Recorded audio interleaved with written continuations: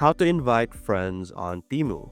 So hello guys and welcome back to today's video. So if you want to be able to share Temu to your friends, share them this platform and its great prices, what you're basically going to do is you're going to simply click on the U option over here below, over here, which will show you kind of like your profile or like your own information. And you're going to look over here on the top right, you're going to see a settings icon. If you select the settings icon, we should then be redirected to this page. And over here, what you're simply going to do is you're going to click on share this app.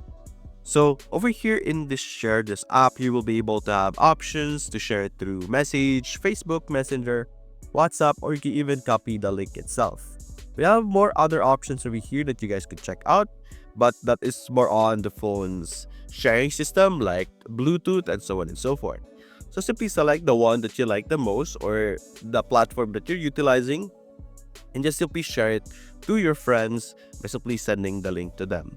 So as of now, that is how you will be able to share this Temu platform to your friends. Back in the day or before, there were options wherein if you invite a friend, you will be able to get a free item. But as of now, that is no longer an available promo. But in the future, let's see if it will be available. But I hope this video is helpful. If you enjoyed this video, leave a like and subscribe. Thanks for watching.